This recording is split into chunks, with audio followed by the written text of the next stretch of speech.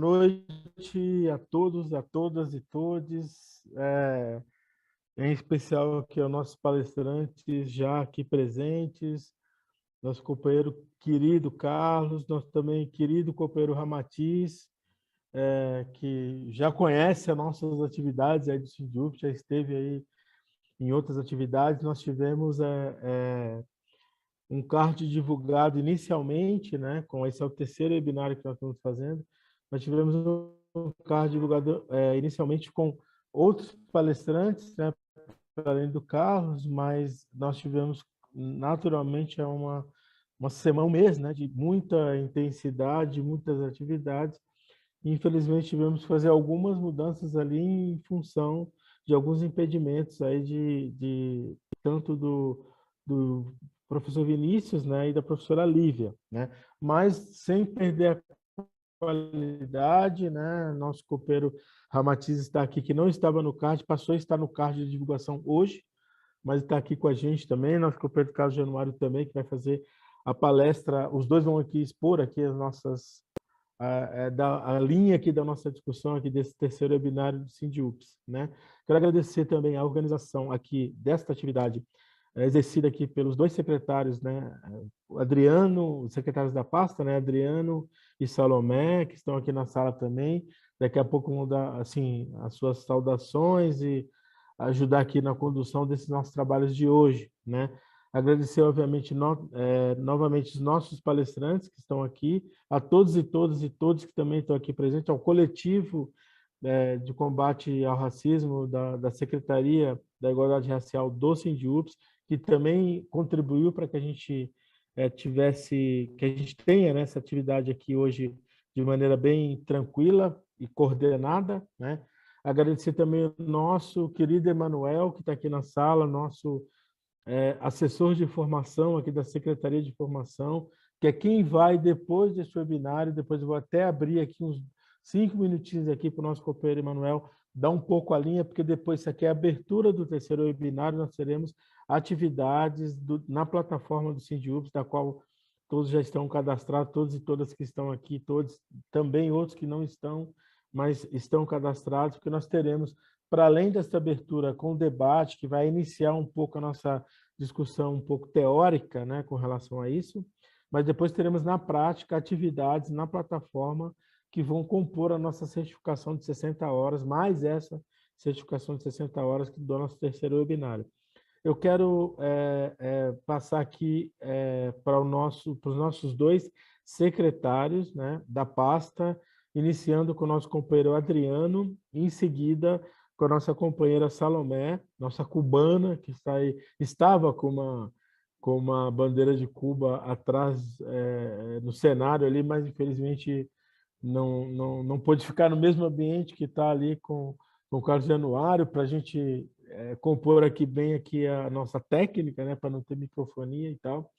E logo em seguida, depois da Salomé, dar aqui também as boas-vindas na abertura desse terceiro webinário, vou pedir para o Emanuel falar um pouquinho, de 3 a 5 minutinhos, só dar um panorama para a nossa atividade de hoje, que é a abertura, e como eu disse antes, a sequência dela na plataforma que vai compor a nossa certificação. Nosso companheiro Emanuel aí, que passou a integrar, é uma grande felicidade para nós, inclusive ter um webinário agora com a primeira participação do Emanuel, enquanto integrante da nossa estrutura construtiva política e de assessoria do Sindiúps, tá, Emanuel? Se sinta aí muito bem acolhido nessa primeira atividade que participa aqui como estrutura da entidade.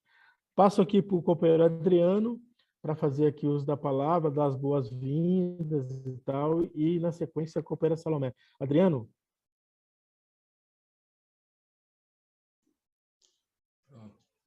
Boa noite, estão me ouvindo? Estamos te ouvindo bem, Adriano. Boa noite, companheiras e companheiros.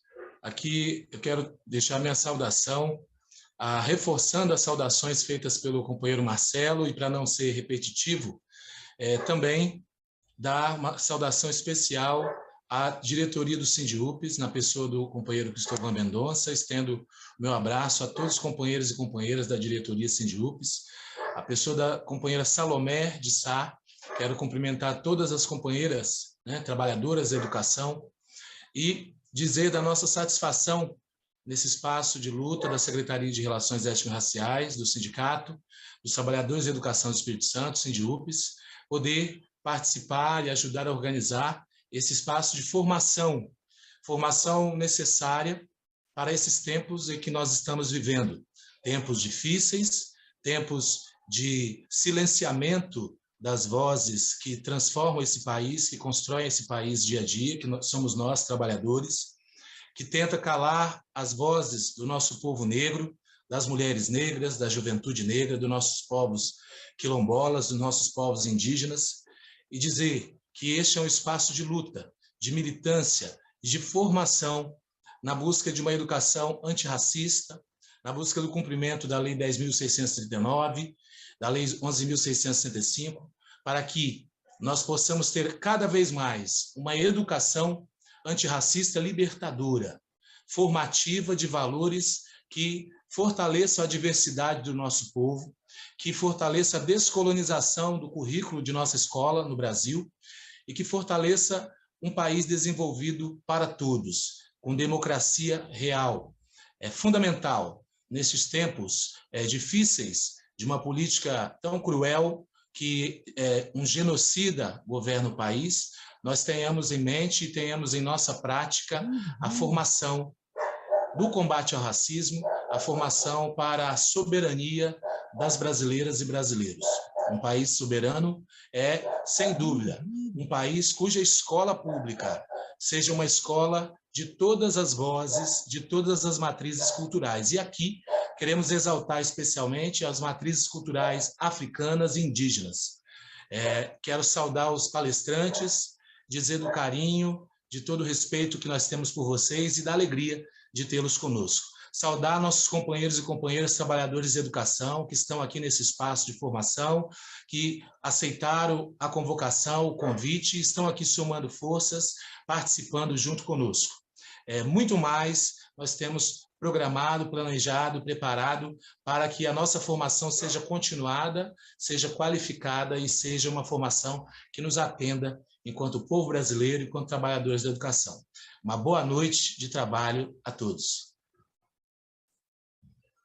Muito obrigado, companheiro Adriano, meu companheiro de luta, de Copa de Cruz, né, o parceirão, aí sempre na ativa e ativo também nas atividades, tanto do Sindiúpes, quanto do MNU, quanto da CUT, que também é secretário também da questão racial na CUT Espírito Santo, enfim, um parceirão aí para todas as horas e para todas as causas. Vou passar aqui, então, portanto, para a nossa companheira Salomé, também secretária da pasta da Igualdade Racial, nossa cubana. Cadê Salomé? Está por aí, Salomé? Mas eu estou, gente. Mas, ei, Marcelo, tá ouvindo direitinho aí? Estamos te ouvindo e te vendo muito bem, Salomé. Ó, a toda a base presente, a todos os educadores presentes nesse momento, as educadoras. Eu dedico esse momento, um momento muito especial para todos nós do Sindiúpes, que somos categoria, somos base. Queremos que a base se constitua conosco, porque somos um único nesse espaço de construção da educação. Então, dedico esse momento a todos os educadores presentes, né? E todos os educadores que já partiram nesse momento da pandemia, que tiveram que nos deixar e seguir em outro caminho, mas estamos juntos e estamos presentes, né? E aproveito esse momento para dizer que é um momento assim muito especial. Quero agradecer ao meu companheiro Cristóvão Mendonça, quero agradecer a Paulo Teixeira, em nome de todas as forças presentes, né? Esse momento é um momento muito rico, é um momento onde a gente vai pensar o racismo, né? Como ele se modifica em todas as instâncias e todas as possibilidades de racismo, o racismo estrutural, o racismo institucional, né? Então, veja bem, Vitória, o Espírito Santo, amanheceu com a NET bombando, né? Eu queria assim retratar um modelo de racismo estrutural. O racismo estrutural colocado que é esse que amanheceu nas nossas cabeças 2 dias, em uma coluna, dizendo que um território de samba, território que as pessoas deveriam usar desodorante, e que as pessoas que estão dentro de território negro, essas pessoas fedem, têm mau cheiro. Isso eu queria só que eu acho que o Espírito Santo inteiro viu isso, penso que os professores também acompanharam, e que a gente pense essas questões estruturais colocadas como racismo na possibilidade do currículo. Entender o currículo em todas as suas dimensões e o racismo, como ele se manifesta. Né? Ele se manifesta em pequenas coisas que se tornam muito grandes. É isso que eu digo a todos os meus amigos educadores, o carinho que eu tenho por eles, o carinho que a gente tem pela base e o nosso compromisso com a base. Esse é o compromisso SINDIUPS. Quero agradecer também ao nosso companheiro Marcelo Chagas, aí, que está coordenando os trabalhos, pela paciência, né, de nos ensinar todos os dias como repensar o racismo, como pensar todas as possibilidades de se pensar um currículo mais diverso, um currículo que pense todas as possibilidades de uma educação de qualidade, uma educação gratuita, e uma educação de políticas afirmativas e de acesso. Obrigado, Marcelo. Obrigado, companheira Salomé. Só por uma questão aqui de estrutura, nós... Adriano, estou te avisando aqui que é importante que tu saiba aí, tá? O Emanuel também, que eu coloquei os dois como co-host aqui para a gente poder ter, caso tenhamos alguma eventualidade de queda de sinal, essas coisas, que é muito comum acontecer, né? A gente assegure que o webinário continuará e aí, eventualmente, quem cair, volta, tá? Mas nunca que caia a plataforma. Então, está tudo muito seguro aqui. Eu quero saber se o Emanuel, o companheiro Emanuel, antes de passar para o Emanuel, para ele se organizar ali, eu gostaria que a companheira Raquel, né, em nome do coletivo do SINDIUPS, da Secretaria da Igualdade Racial, quer fazer uso da palavra, Raquel? Dá uma boa noite para nós aí? Tranquila, Raquel? Raquelzinha? Nossa querida Raquel Risse. Deixa eu só dar uma olhada aqui se a Raquel está aqui. Deixa eu ver aqui, que eu tinha visto o nome da Raquelzinha aqui, vamos ver se ela está aqui ainda. De repente caiu alguma coisa assim. Mas quando ela voltar aqui, a gente chama ela aqui, até porque isso não foi combinado com ela, né? Então, portanto, não estava no roteiro, mas a gente sempre coloca alguma coisa boa no roteiro. Coisas boas são para colocar no roteiro, né, Adriano? É assim que a gente faz, né? Então, vamos lá. Vamos, então, portanto...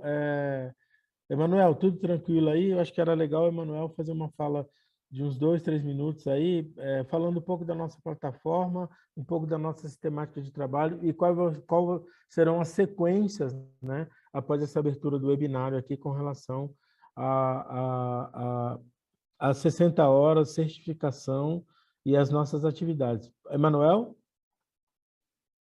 Oi, Marcelo. Boa noite, meu querido. Seja bem-vindo. Boa noite, obrigado pela acolhida. Parabenizar o SINDIUPS pelo terceiro webinário, né, que trata aí do tema Zumbi Paulo Freire, Cultura e Resistência. Ele foi pensado com muito carinho, né, pela Secretaria de Relações Étnico-Raciais, professora Adriana, professora Salomé, e toda a equipe, né, que está colaborando aí com a organização da atividade. A atividade ela tem 2 etapas, uma síncrona, que é esse webinário, e tem as atividades posteriores, que são atividades complementares, que são atividades assíncronas, né? Nas atividades assíncronas, nós vamos colocar à disposição 2 textos para leitura, a legislação pertinente, né, a questão da história e da cultura afro-brasileira na educação básica, que é a Lei 10.639, e também nós vamos colocar à disposição um vídeo de uma entrevista do professor Adriano, que trata da história da comunidade quilombola de Alto Iguape. Então, esses materiais vão estar à disposição de todos os participantes do terceiro webinário, que vão fazer as leituras, assistir o vídeo e vão preencher um questionário, né, com 10 questões e vão nos enviar, né, para que habilite, assim, a certificação de cada participante desse terceiro webinário, tá certo? Então, essa é a forma com que a gente está pensando essas duas etapas, síncrona e assíncrona, tá certo? Obrigado.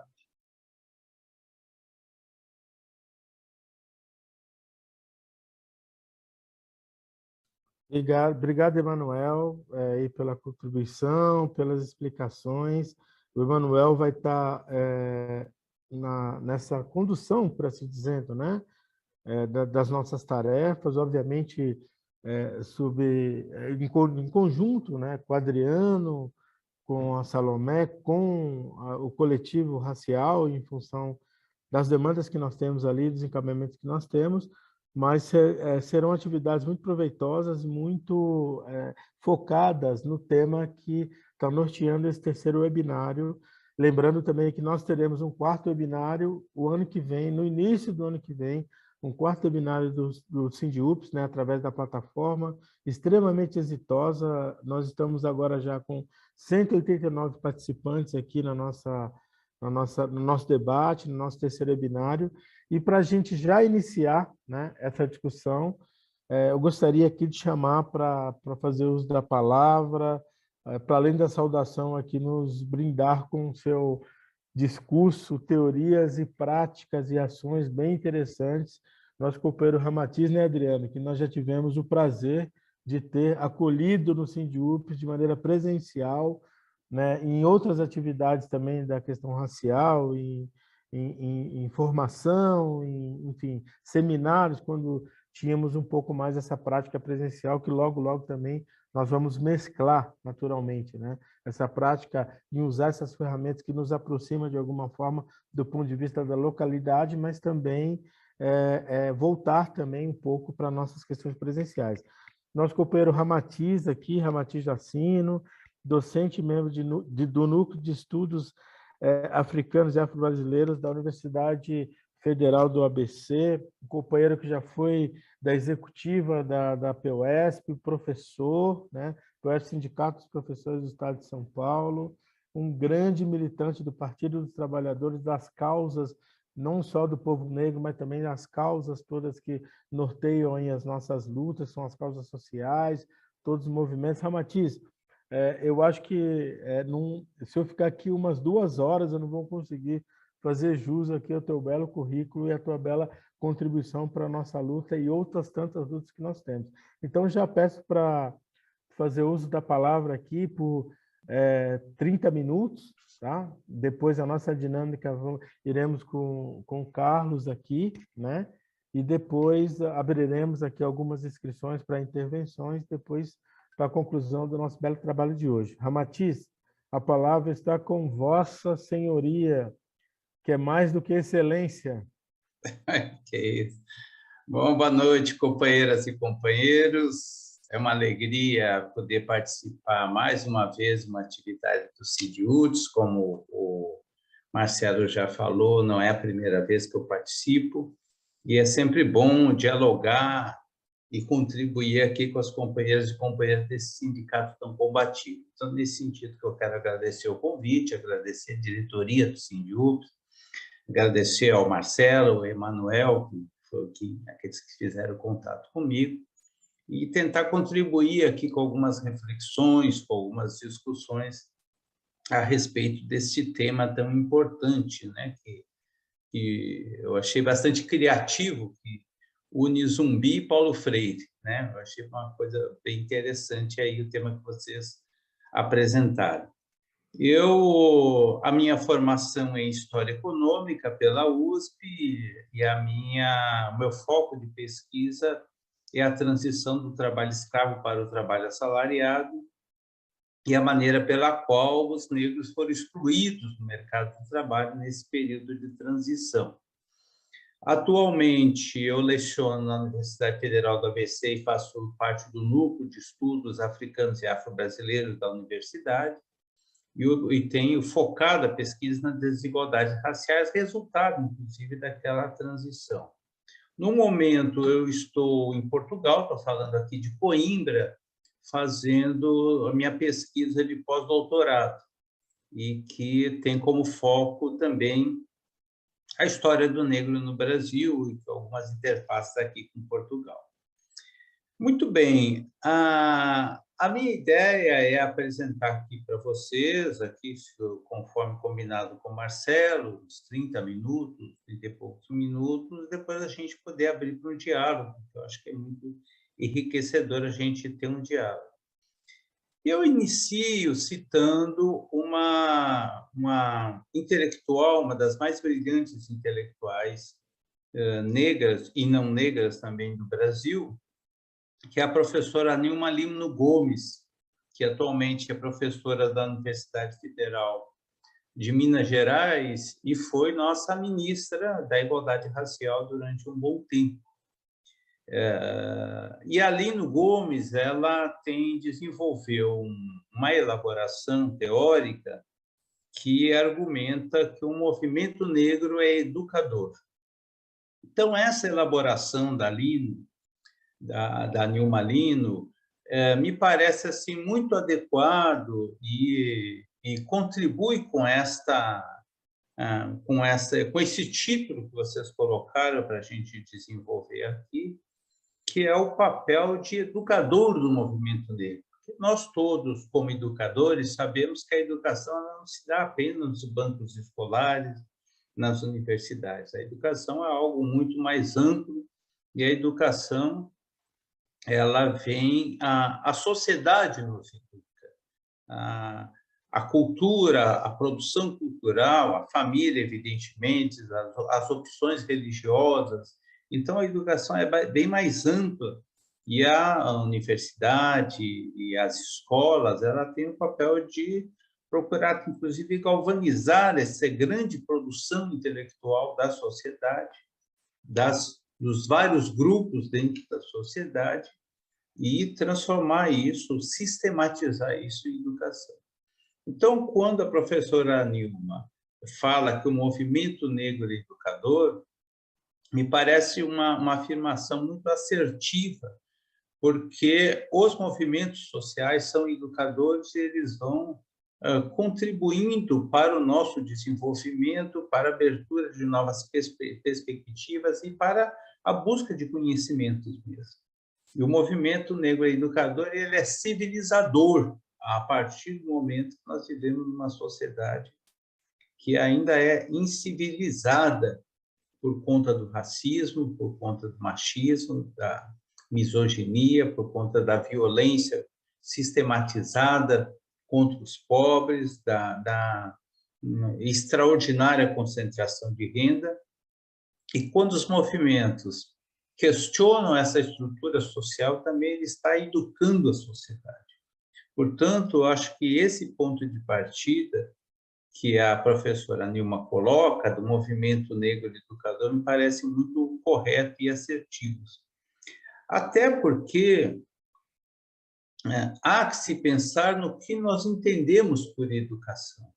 Então, eu já falei aqui que a educação ela é um pouco mais ampla do que simplesmente os bancos escolares. Agora, nós temos também uma educação que, para que a educação serve? Para os neoliberais, que estão no poder na maioria dos estados e também no governo federal, a educação serve para formar bons operários e operárias para produzir a riqueza e nada mais. E utilizam o argumento da educação que, às vezes, mesmo nós, inadvertidamente, às vezes, reproduzimos esse argumento em sala de aula, que você tem que estudar para ser alguém na vida, como se a educação tivesse como o seu único foco que a pessoa se qualificar profissionalmente. A educação é algo muito mais amplo, é uma forma de proporcionar às novas gerações o conjunto, o legado de conhecimento que a humanidade produziu ao longo do tempo e de conhecimento de valores éticos, estéticos, e integrar essas novas gerações àquela sociedade do qual ela faz parte. Então, nesse sentido, a educação, a partir de um ponto de vista dos povos africanos, é uma educação que tem naquela expressão Ubuntu, que certamente quase todo mundo bem sabe o significado, que tem nessa expressão a sua síntese, a ideia de que eu sou porque nós somos, o Ubuntu, que propõe uma forma de inserir essas novas gerações na sociedade de forma coletiva e não de forma individualista, na busca da coletividade, da harmonia na sociedade e não na busca da vitória pessoal em detrimento da derrota dos demais. Então, esse pensamento, que é o pensamento africano, sintetizado na expressão Ubuntu, me parece bastante adequado para pensarmos a educação e uma outra educação, não essa educação neoliberal, essa educação utilitarista que nós estamos vivenciando hoje no Brasil, e não só no Brasil, como no mundo também. É assim que, na minha compreensão, a existência de Palmares ela precisa ser vista nas suas diversas dimensões. Palmares, e aí vocês citam Palmares, ela precisa ser vista na sua dimensão econômica, porque foi uma opção econômica, ou, aliás, uma alternativa econômica criada pelos negros, se libertando daquele sistema econômico baseado na escravidão, baseado na posse das pessoas. Nós precisamos ver Palmares na sua dimensão política, a importância que foi a criação de um país dentro do Brasil, porque Palmares não foi um quilombo. Palmares, ou Angola Janga, como os negros a chamavam, porque Palmares foi um nome dado pelas forças de repressão que foram lá combatê-los. Palmares apresenta uma outra opção política, né? Um verdadeiro país dentro do Brasil, um país onde as pessoas viviam em liberdade, onde conviviam, inclusive, dentro desse país, negros fugidos da escravidão, indígenas fugidos da escravidão, inclusive brancos, que por alguma razão eram perseguidos pelo poder colonial, seja por crimes ou supostamente praticados, ou inclusive às vezes por questões religiosas, porque perseguições religiosas, esses brancos eram perseguidos e se eram recebidos em Palmares. E Palmares durou mais de 90 anos. Então é necessário compreender essa dimensão política de Palmares. A dimensão social também de Palmares, que foi um país, como eu disse, uma comunidade imensa, uma confederação de quilombos que abrigava, nós estamos falando do século XVII, em torno de 20 mil pessoas, que era uma quantidade extraordinária de pessoas, e essas pessoas viviam com igualdade social, porque não tinha escravizados, escravizadores, e não tinha ideia de propriedade privada, porque aquilo que era produzido de forma coletiva e apropriado de forma coletiva. Então, nós podemos, inclusive, afirmar que Palmares teria sido a primeira experiência socialista no Brasil, de uma comunidade socialista, porque não existiam diferenças de classes em Palmares, o que não quer dizer que não existisse uma direção política, porque tinha, né, tivemos lá as histórias famosas de Gangazumba, de Zumbi, de Dandara, de Acautume, que formavam o Estado daquele verdadeiro país, mas não existiam diferenças sociais. Precisamos ver Palmares na sua dimensão cultural, porque criou um outro olhar na cultura e resgatando a cultura africana, que era criminalizada e demonizada pelos escravizadores brancos. E lá em Palmares as pessoas poderiam manifestar a sua cultura ancestral, seja praticando a sua religiosidade, seja outras manifestações culturais. E existe ainda uma dimensão epistêmica de Palmares, uma outra visão da construção do pensamento, da construção da ciência, e que é uma outra epistemologia. Eu estou bastante contaminado aqui em Portugal com as elaborações teóricas de um grande sociólogo chamado Boaventura de Sousa Santos, que ele tem um dos seus livros chama justamente As Epistemologias do Sul, que apresenta um olhar não europeu, não eurocêntrico do pensamento, da construção da ciência, enfim, da epistemologia.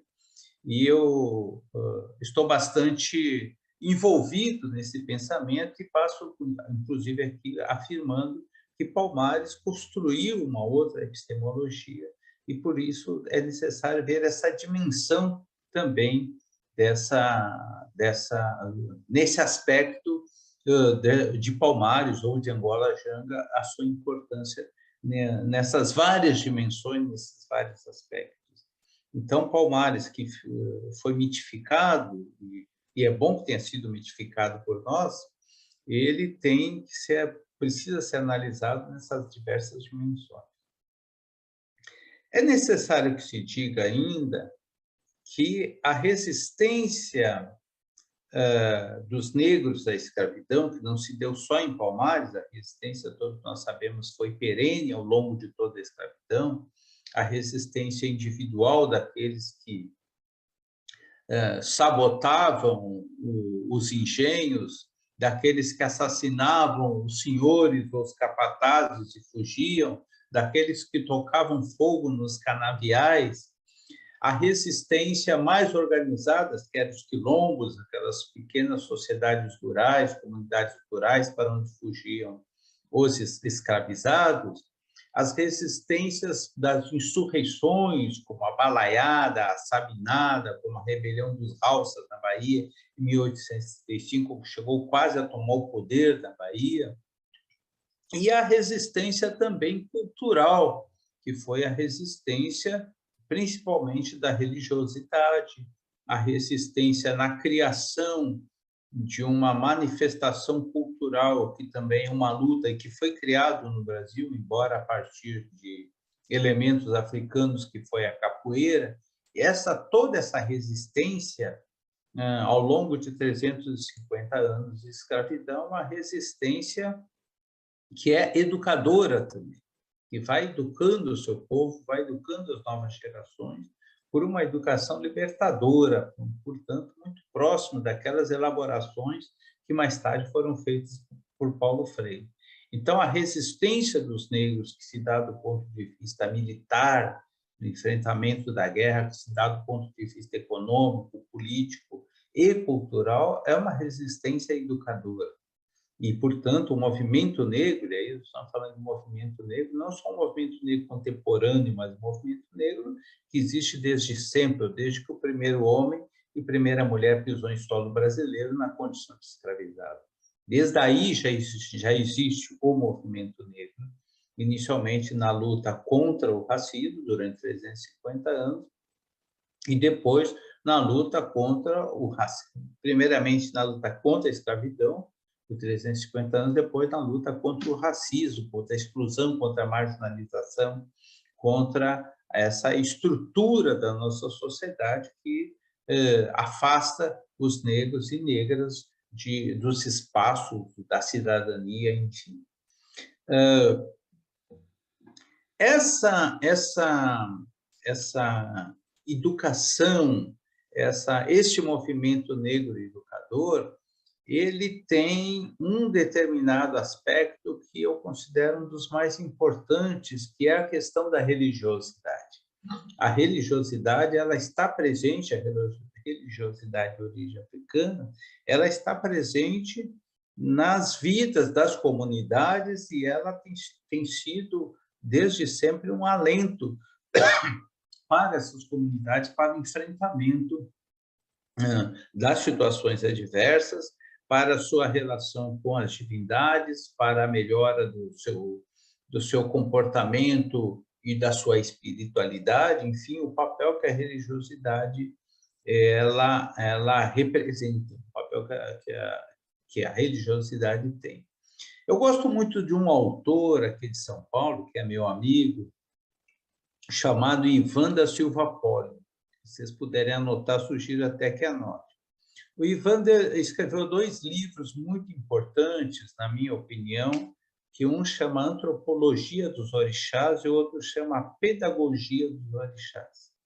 E nesse livro ele descreve o papel que esses orixás têm do ponto de vista antropológico e, antes de mais nada, do ponto de vista pedagógico. Eu acho que é um livro que todo professor e toda professora deveria ler, até para entender o quanto que essas representações religiosas, que são os orixás, eles têm um papel, como de resto na maioria das religiões, em especial as religiões politeístas, eles têm um papel de arquétipos, né? E esses arquétipos, eles acabam sendo a base a partir da qual os seres humanos sobrevivem, enfrentam as dificuldades da vida, procuram melhorar, procuram se referenciar nesses arquétipos para o seu desenvolvimento pessoal, psíquico, para a sua maturidade, e vai por aí afora. Então, nós temos aí alguns desses arquétipos que eu queria chamar a atenção um pouco pelo seu papel e pela sua importância. Nós temos, por exemplo, Yansan, que é a orixá mulher, que é a deusa das tempestades, da força da mulher, da capacidade de mudança, de enfrentamento, da coragem das mulheres, e que acaba sendo, né, na qualidade de arquétipo, uma referência para algumas mulheres. Temos a figura da Oxum, né, que é a sensualidade, que é a mãe, que tem este outro aspecto da mulher, que, inclusive, no que diz respeito à sua liberdade, o direito ao seu corpo, ao seu próprio prazer, e que, no caso das religiões de matriz africana, não existe essa separação que existe no cristianismo, que a mãe é a imaculada, né? A mãe não é considerada capaz da relação sexual, e a mulher sexualizada é diferenciada. Então, nas religiões de matriz africana, que não tem este pensamento, esta forma de estigmatizar e considerar pecado o sexo, isso é visto de forma unitária. Então, a Oxum ela carrega essa característica. Temos Ogum, o deus da guerra e da metalurgia, ou Mulu, que é a divindade da morte e das doenças.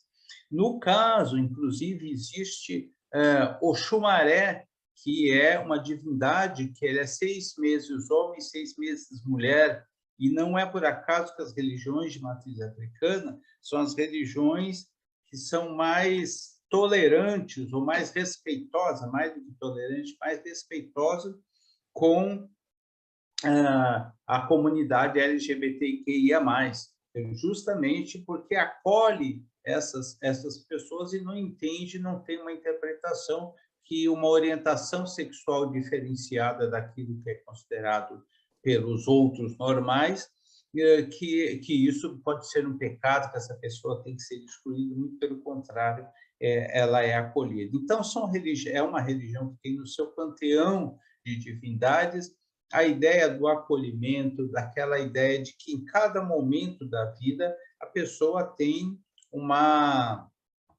um acompanhamento de uma determinada divindade, e que é um arquétipo também que vai lhe ajudar. 5 minutos. 5 minutos para acabar.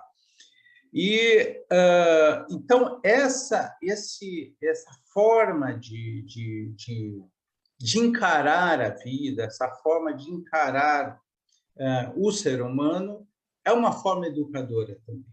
Então, é nesse sentido que, desde Palmares, passando pelos movimentos sociais, existe um projeto e um processo educativo nesses movimentos sociais, aquele movimento que está lá enfrentando, fazendo manifestação no dia 20 de novembro, por exemplo, e na religião de matriz africana, no exercício da capoeira, que a capoeira existe todo esse simbolismo do igualitarismo, porque até a roda coloca todos em pé de igualdade, a roda de capoeira, enfim, tem esse papel.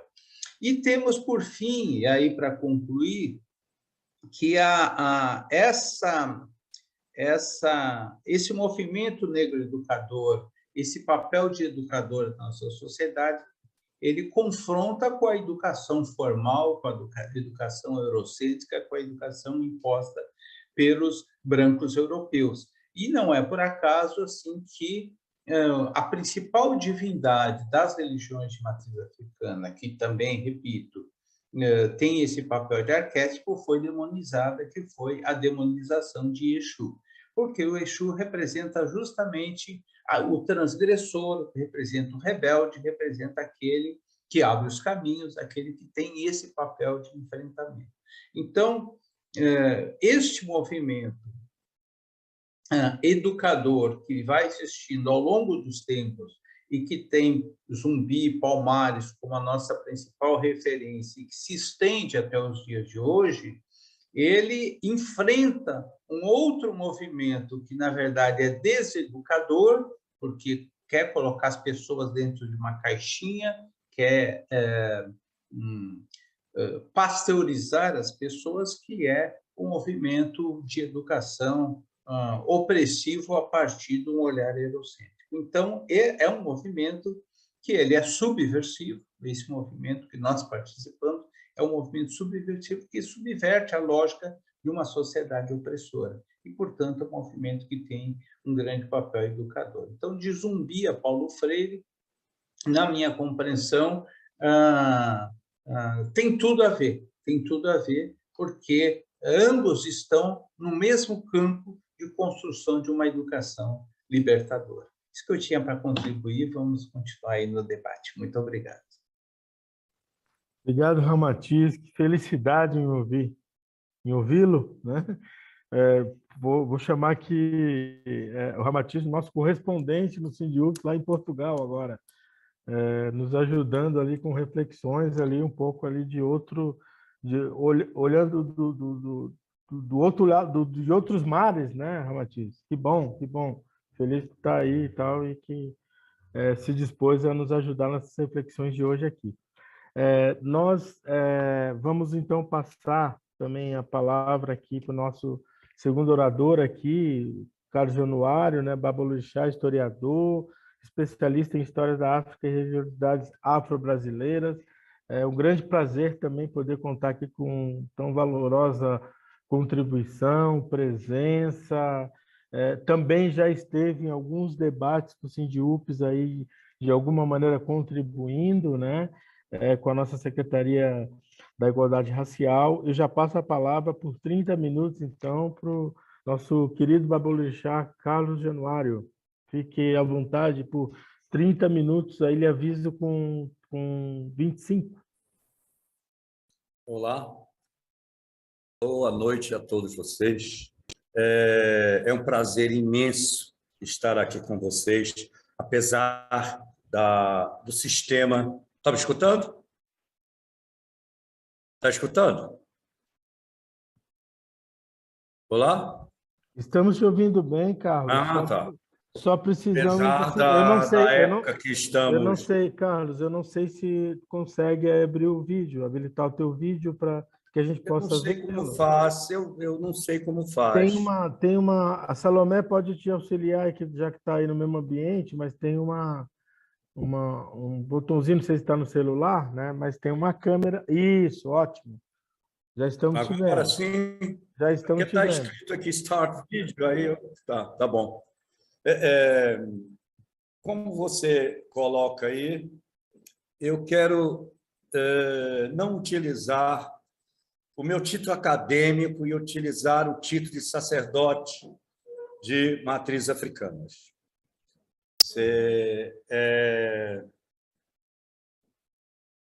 Em primeiro lugar, aqui, esse espaço onde estamos é um espaço revolucionário, é um espaço resistente de negros e negras e brancos e qualquer um que esteja aqui dentro. Nosso espaço é um espaço comunista, é um espaço onde todos participam, todos estão. A nossa síntese de vida é amizade, amor, respeito, carinho. Então, muito bem, vamos começar. Eu quero parabenizar os deputados na Câmara hoje, quando vaiaram e chamaram de genocida o presidente desse país. Isso é muito bom.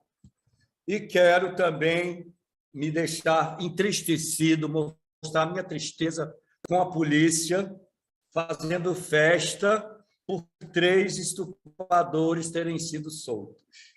Fora Bolsonaro. Eu deixei aqui alguma coisa, o Ramatiz, que me precedeu, esse nome até me é bem conhecido, da cultura do espiritismo francês. Eu deixei preparado aqui para falar um pouco sobre o que é realmente a cultura religiosa africana, que nem tão religiosa é mais filosófica do que religiosa. Há milhares de anos, com a morte de reis, pessoas importantes, heróis, isso praticamente em toda a África, certo? Porque os bantus, eles ocuparam quase todo aquele espaço com seus costumes e mudaram alguma coisa relacionada com pequenos reinos, reinos diferentes, então foram se ajuntando em diversas culturas. Esses reis mortos, esses heróis mortos, a família dele, durante algum período, se vestia com as roupas dele e se apresentavam em público. Isso não é um espírito, porque o que não está na tabela periódica não existe. Isso foi passando familiarmente até os dias de hoje. Agora, chegamos no Brasil, esses escravizados perderam suas origens, perderam sua pátria, perderam seus nomes, perderam... Tá bem, obrigado, eu descobri. Obrigado, Salomé. Perderam seu nome, perderam suas origens. Eu tenho 6 tios-avós que foram vendidos em Nova Lima. Eu não tenho ideia de onde nós viemos, de onde meus tios estão, eu não tenho de nada. O capitalismo retirou todos os direitos dos negros para serem escravizados. Porque com direito à sociedade, com direito à cultura, com direito a costumes, com direito aos bronzes de Lei e Fé, por exemplo, com direito às pirâmides do Egito, etc. Não podia se escravizar esses negros, né? Então, todos esses direitos foram retirados. E nos apresentaram um cara crucificado e um livro sagrado e disseram, isso é de vocês, e o seu nome é João. Então, as matrizes africanas, as casas de matrizes africanas, como a nossa, que estamos aqui, resgata essa família perdida, resgata essa família perdida,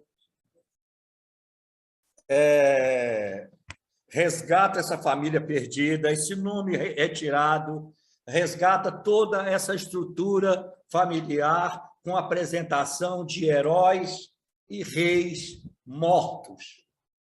Não é nenhum tipo de espiritismo, nada que se pareça com a situação de Allan Kardec, francesa, e de diversas outras culturas, onde se tem uma alma, se tem um espírito. Nós não estamos preocupados com isso. Quando estamos fazendo a nossa festa, que é normalmente relacionado com o plantio, com a colheita, com as chuvas. Isso é voltado para os nossos antepassados ancestrais mortos. E temos o direito de vestir, aprendemos a falar a língua que nos foi tirada. Eu me lembro bem que o professor José da Paz, na faculdade, me ensinou que uma das formas que muito usada pelos escravagistas é fala a língua de gente, não fala a língua de macaco. Então, aqui, nesse espaço, a gente reconstitui a linguagem, não no seu total, porque a gente nem sabe de onde todos nós viemos. A gente usa mais ou menos o Urubá, e mesmo assim o Urubá antigo, que o Urubá moderno hoje está cheio de parâmetros ingleses, etc, etc, etc. Nós falamos o Urubá antigo. Então, tem pessoas querendo aprender Urubá no Rio de Janeiro, de São Paulo, papapá. O Urubá que se ensina hoje na academia não é o Urubá que as matrizes africanas usam, porque a língua nesses anos todos se modificou. Então, falando em orixá, que é os antepassados, que nós temos o direito de nos transformar nele, eu quero dizer ao palestrante que me precedeu que o Oxumaré não é 6 meses homem, 6 meses mulher.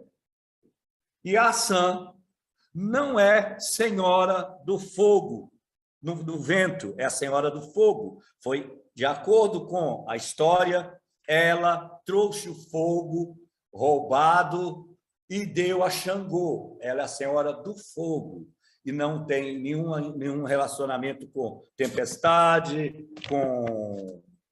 E Assã não é o nome dela. E Assã é título, Senhora da Tarde. O nome dela é Oyá, ou seja, uma pessoa rápida. Até hoje, nós utilizamos esse termo Oyá quando nos referimos a essa senhora.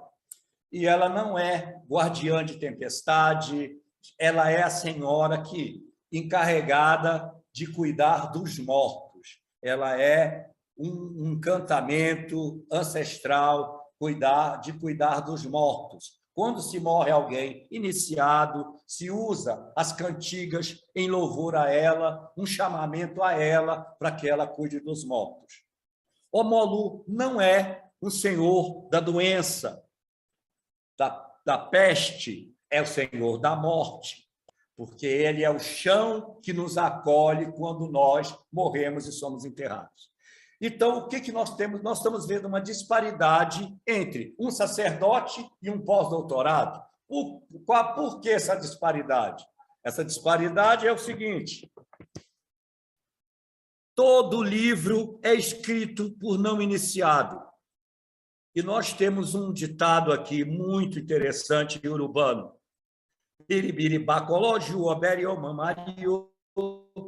Quem não conhece os mistérios do Mariô, não conhece os mistérios. Então, normalmente, os livros que se estão lendo, que se estão falando, que se estão escrevendo, não é escrito por iniciados nem por negros. São brancos, com ideias europeias, com sistema europeu. Então, e a cultura africana que chegou no país, que foi resistência, que é resistência, foi sendo assassinada por uma cultura, uma subcultura sistematicamente brasileira, que adentrou as casas de matriz africana e deixou uma transformação incrível. É tipo, meu pai Exu, babá Exu, se transformou em tranca-ruas, em abre-ruas, em fecha-ruas. Nós não conhecemos isso. Isso não faz parte de matriz africana. Eu tenho Freire, Paulo Freire, ele fala muito sobre educação, mas a educação é oferecida por brancos com ideias ocidentais. Por que a nossa lei 10.639, há 11 anos, não está sendo posto em prática, porque a maioria dos educadores são cristãos e não tem conhecimento real da história de Mãe África. Então, não tem como se falar. Não tem como se falar. Então, veja bem, Paulo Freire, ele não só ele, como Darcy Ribeiro, nos incentiva a educação acima de tudo. Mas como o pós-doutorado, o Ramatiz disse, a educação está sendo usada hoje não como resistência, mas como empregados da elite capitalista. A educação está voltada para isso. Tanto é que estão acrescentando agora no sistema educacional uma matéria com um aprendizado de uma profissão. Isso é empregado barato. É empregado que se paga pouco dinheiro, o capital paga pouco dinheiro. A educação tem que ser voltada como resistência. Temos que refazer tudo isso, principalmente agora com esse governo fascista, nós temos que voltar e refazer o sistema educacional do país. Utilizar realmente Paulo Freire. Nós não estamos utilizando Paulo Freire. Nós não estamos utilizando Paulo Freire. Estamos utilizando o sistema sucateado do capitalismo.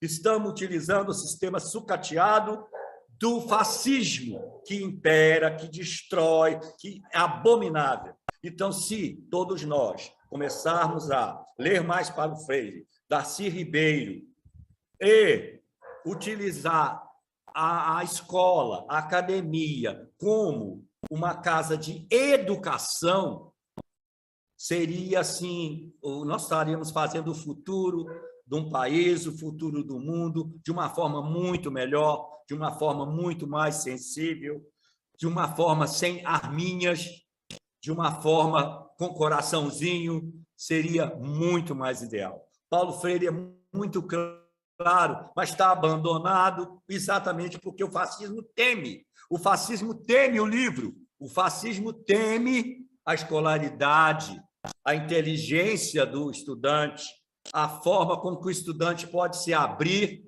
e descobrir que ele é livre. A educação liberta. Eles têm medo da educação de Paulo Freire, porque ela liberta. Eu preciso contar uma coisa para vocês. Há 3 anos atrás, me chamaram no dia 20 de novembro, dia da consciência negra, que eu não gosto de 365 dias e 4 horas de consciência negra, para dar uma palestra num colégio aqui perto do bairro onde eu moro. Quando terminou a palestra, eu estava conversando com um garoto negro de 16 anos, chamado Átila. Então, ele falando comigo que como eu gostava tanto de negritude e falava tanto em negritude, então, ele falou que ele tinha problemas com isso, que ele tinha problemas em ser negro, que ele se sentia a pele dele suja. Então, imediatamente, eu entrei em contato com a diretora, com etc. Então, vejam aonde está a falha a educação. A educação está falha. Eu sinto muito falar isso para tantos mestres que estão escutando, mas nós temos que pegar Paulo Freire e colocar ele dentro da sala de aula. Temos que colocar Darcy Ribeiro dentro da sala de aula. Temos que colocar vários outros pedagogos e outros escritores colocar dentro da sala de aula. O eurocentrismo e o capitalismo é a maldição da educação. A educação tem que ser resistente. Tem que ser resistente. Ontem eu escutei o famigerado falando em um SPB. Foi o que me expulsou da escola, foi o SPB. Eu me recusei a falar sobre o SPB. O que me tira, mas só que eu vou baixar mais. já estou dentro do vídeo. Então, veja bem, a educação liberta, a educação é tudo. Temos que ver o sindicato, todos os professores que estão escutando, refazer a forma de educar. Eu sinto muito, né? Eu falo muito alto, eu faço... Mas, como eu disse, eu sou um resistente. Eu sou um resistente de um sistema, eu sou um resistente de 64, sou um resistente de 1968, certo? E vou estar aqui mais algum tempo ainda. E quero ser resistente no ano que vem. Obrigado por vocês terem me escutado. Obrigado, cara. Que maravilha, né? Estamos querendo mais, né? Vamos ter mais aí daqui a pouco do Carlos, né? Que bela contribuição, que belas palavras, né? Para que a gente já comece aqui as nossas reflexões junto com os nossos participantes. Antes da gente abrir aqui para inscrição, nós vamos abrir aqui algumas inscrições. As pessoas podem erguer a mãozinha ali amarelinha, que é amarelinha por conta do aplicativo, que é do Zoom, né? Não é a gente que determina, tá? Mas eu quero aqui fazer uma saudação aqui, dentre tantas os participantes, as participantes aqui da nossa atividade. Nós estamos aqui agora com 240 participantes, é uma maravilha, né? Uma coisa magnífica. Adriano, Salomé, coletivo, Emanuel, Ilvani, estou falando dos que estavam ali envolvidos na preparação dessa atividade, né? O companheiro Rafael, enfim, a toda a direção do Sindiups. Mas gostaria de dar uma saudação aqui para a doutora Olinda, né, que está aqui nos acompanhando, uma professora negra aí do município de São Mateus, doutora em educação, né, quilombola da comunidade de São Domingos, que é do território ali do Sapé do Norte. Seja muito bem-vinda, muito bem acolhida aqui nessa bela atividade do Sindiups. Como eu disse aqui, já estamos com 240 participantes, oscilamos um pouco, já chegamos a 260, mas às vezes cai a internet, volta e tal, mas estamos aí mantendo a nossa tradição de grandes participações, do ponto de vista da qualidade do conteúdo e participações aí massivas, né? Isso é muito importante para que a gente organize, inclusive, a linha que foi dita tanto pelo Ramatiz como o nosso querido Carlos Januário aqui, nessa bela explanação que os dois fizeram aqui para nós, né? Nós estamos abrindo, então, algumas inscrições, tá? Seguindo a nossa dinâmica, nós vamos abrir a fala aí por até 3 minutos para cada um dos inscritos. Aí eu peço que tanto o Ramatiz quanto o nosso querido Carlos anotem aí, ou se organizem aí nas falas, para que depois nós vamos retornar, né, a fala aqui para os nossos expositores e, em seguida, para os finalmente passar naturalmente para encerrar a nossa atividade do nosso secretário de pastas, tá? Secretária e secretário. Então, vamos lá, pela ordem aqui. Nós temos inscrito aqui o nosso querido, saudoso Adriano, nosso secretário da pasta. Adriano, 3 minutos, querido, aqui para as suas contribuições aqui para o nosso debate.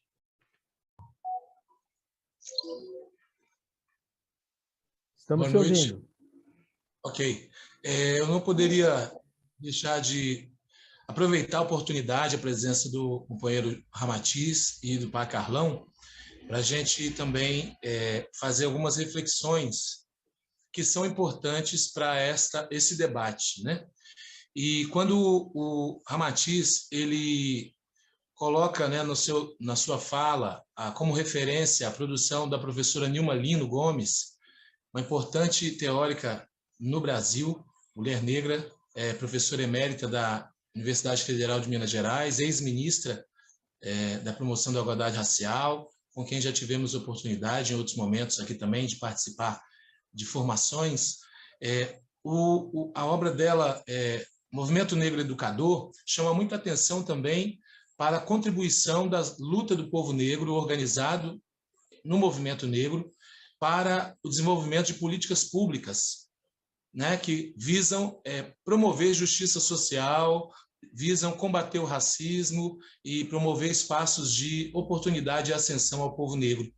E aí eu queria que o professor Ramatiz pudesse falar um pouco sobre isso e também colocar sobre essa realidade que nós estamos vivenciando, onde o tema do combate ao racismo ele tem se ampliado em vários espaços, mas nem sempre as vozes que falam na mídia, por exemplo, ou nos espaços de visibilidade são as vozes a partir do movimento negro ou a partir do povo negro, daquilo que temos produzido como pensamento, como propostas para o país. Pai Carlão, muito obrigado pela sua presença e gostaria também que o senhor falasse um pouco sobre essa perseguição que existe, né, às religiões de matriz africana no Brasil, que na verdade é um sintoma e não a origem do problema, mas como que o senhor tem visto isso e como que as matrizes africanas estão se organizando e nós podemos juntos, né, todos juntos, de todas as cores, apoiar e defender esse direito do sagrado para todos e todas, né, de todas as visões de sagrado. Muito obrigado a todos. Obrigado, querido Adriano. Só corrigindo aqui que já me avisaram aqui no WhatsApp, né? Corrigindo aqui, não é professora doutora Olinda, é doutora Olindina. Está corrigido aqui. Me desculpe aqui pela falha, né? No pronunciamento do nome. Errar nome é muito ruim, mas acontece, né? Na correria aqui a gente acaba se enrolando um pouquinho. Chamo agora para falar minha querida companheira Noêmia, que o maior prazer em vê-la aqui neste vídeo. Queria dar um abraço nela, comer aquela moqueca saborosa que ela faz, mas logo, logo estaremos juntos, né, companheira Noêmia? Noêmia, 3 minutos de fala, nossa secretária de Finanças do SINDIUPS, coordenadora da nossa rede estadual, e também a de Colatina, né, ali do norte do estado, né, Noêmia? 3 minutos, querida. Um beijo. Beijo, muitos beijos. Boa noite a todos e todas. Saudades de estarmos juntos e juntas, nos confraternizando, nos abraçando e tomando também a cervejinha que ninguém é de ferro, né? Marcela, eu estou com muita saudade não só de você, mas de todos os demais.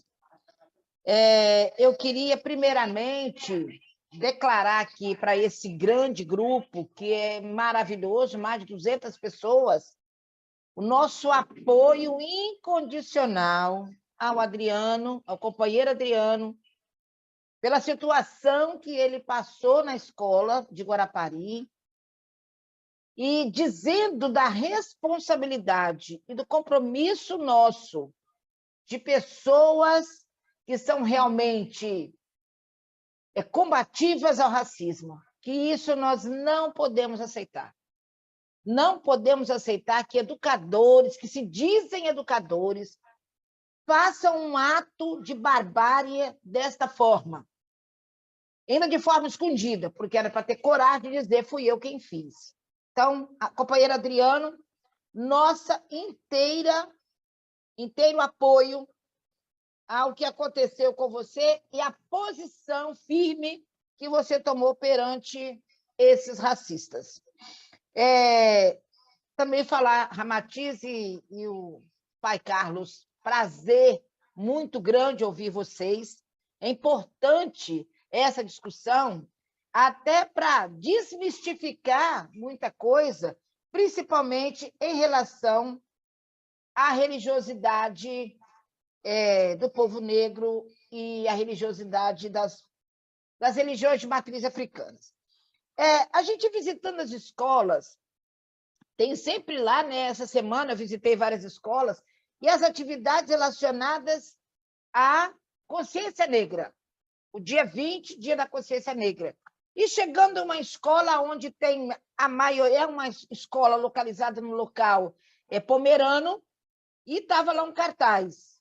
Não precisamos ter um dia para a consciência negra, nem para a consciência branca, nem para a consciência parda. Nós precisamos de 365 dias de consciência humana. Isso é o grande engodo. Isso é, mais uma vez, querer passar o pano de todo o sofrimento que o povo africano teve nesse país. E volto a dizer, a questão das... E aí eu abri essa discussão com o pessoal lá, não, mas não é bem isso, não, é bem isso sim. Nós não temos que ter 365 dias de consciência humana, nós temos que ter 365 dias de responsabilidade e de reparação aos danos causados ao povo negro nesse país durante tantos anos que foram escravizados. Estou dizendo que eu também sou descendente de africanos, de africana minha avó, minha mãe, meu avô, que se por um lado tem um lado branco, italiano, mas o sangue que corre na nossa veia, muito mais forte, é o sangue dos nossos antepassados africanos. E a responsabilidade nossa de educador, de estar trabalhando com nossos alunos, porque nós precisamos mudar essa realidade brasileira. E, para isso, nós precisamos tirar esse fascista do poder. O ano que vem é o ano de resistência, sim, pai Carlos. É resistência, sim, que nós temos que tirar esse fascista e retornar a um país democrático, com Lula na presidência, voltando a dar o direito aos nossos jovens negros para voltar para as universidades, para voltar a despertar aquele sonho que nós temos de liberdade. E com esses fascistas não teremos condição. Então, fascistas, racistas não passarão. E isso nós temos que ter na nossa fala todos os dias e em todos os lugares que nós estivermos. Parabéns ao grupo aí, à equipe que organizou, ao Marcelo e principalmente ao Adriano e à Salomé, que são os 2 secretários da nossa Secretaria de Combate ao Racismo e de Igualdade Racial. Parabéns a todos e muito obrigado, Ramatiz e Carlos, pela excelente palestra que vocês nos propiciaram. Uma boa noite. Obrigado, professora Noêmia. Vou passar agora para o nosso querido, saudoso também, Tiago Melo, meu grande amigo, parceiro de todas as horas. Tiago, tem a palavra por 3 minutos, meu querido. Vamos lá?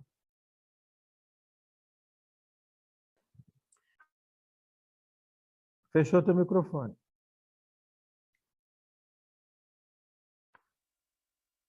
Olá, estão me ouvindo agora? Perfeitamente. Boa noite a todos, todas e todes. Sou Tiago, estou na direção do Sindiupes, sou professor, homem negro, gay, umbandista, bicha preta, e que estou muito feliz em ver esse povo negro, esse povo preto da educação aqui nesse momento. É um momento ímpar para nós, enquanto cidadãos e cidadãs capixabas e trabalhadoras da educação pública do Espírito Santo.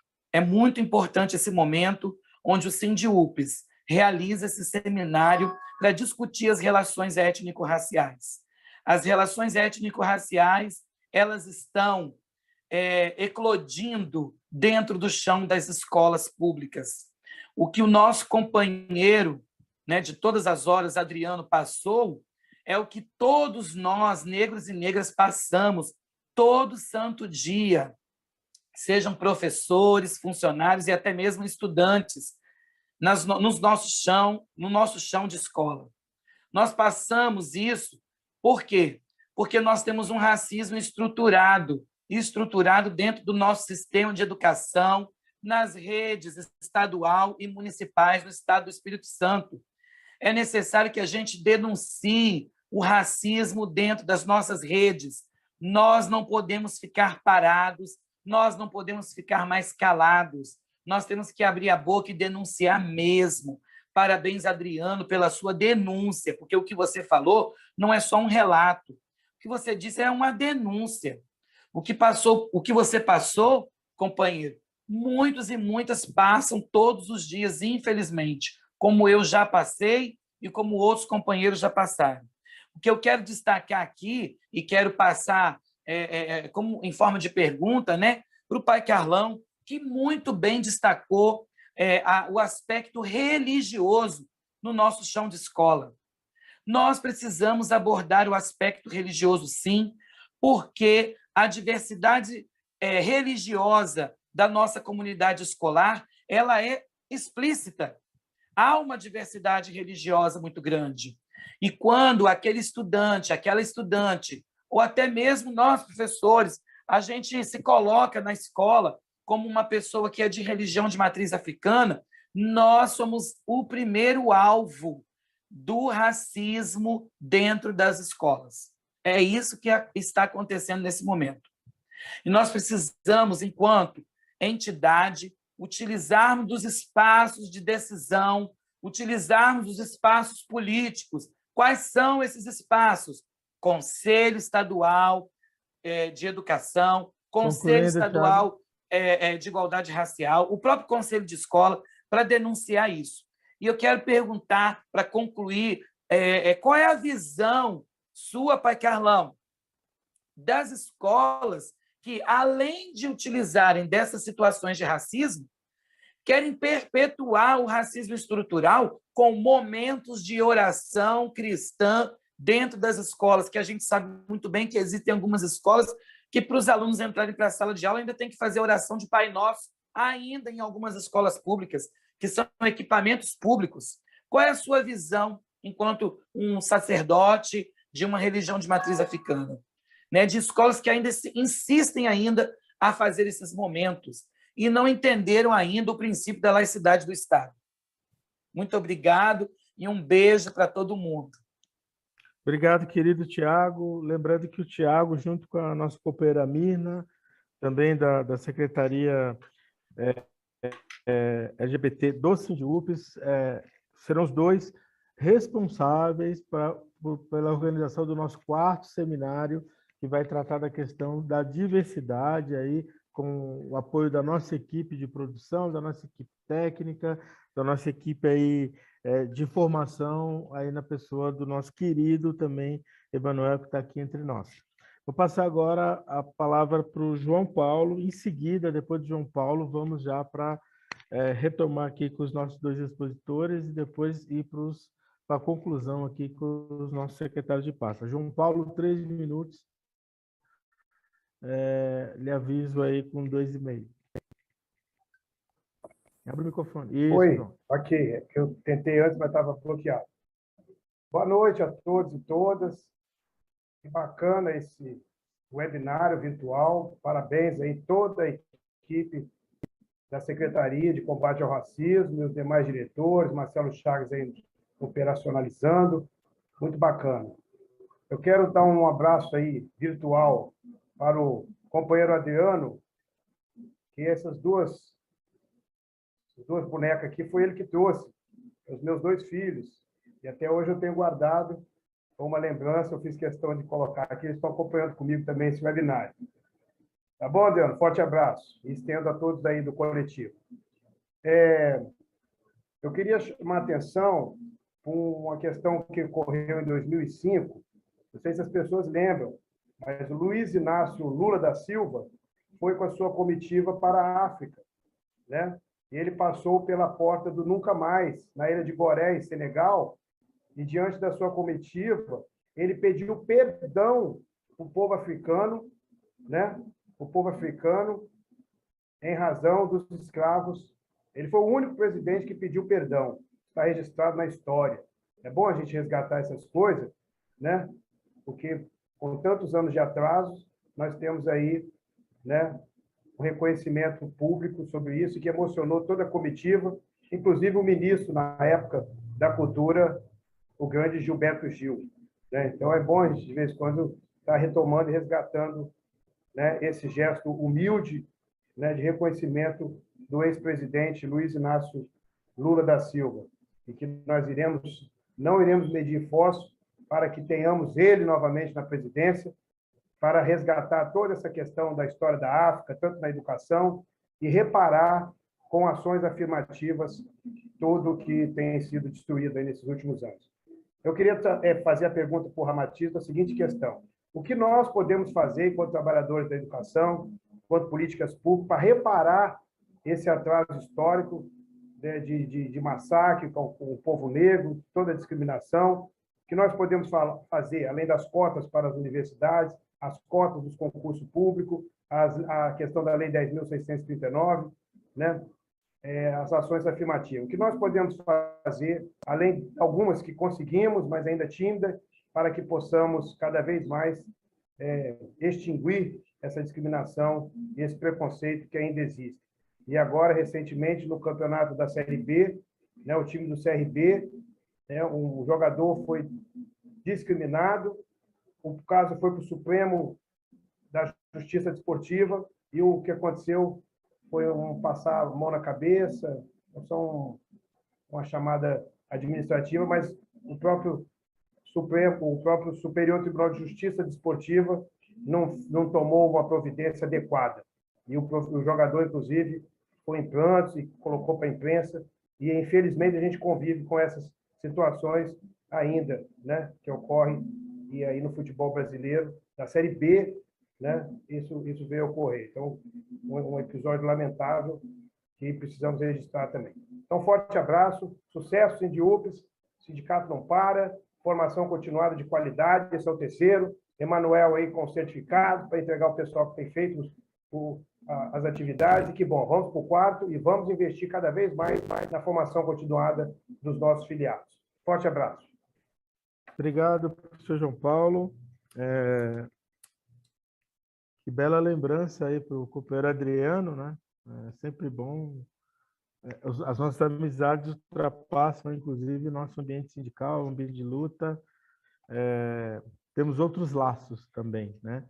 Bom, para a gente alternar, então, aqui, portanto, a ordem que estabelecemos no início, vou passar, então, agora aqui, como tivemos a última fala do pai Carlão, vamos passar, então, agora para o companheiro Ramatiz, para fazer por 10 minutos, Rama, suas considerações aí. Te aviso com 7, faltando 3, tá certo?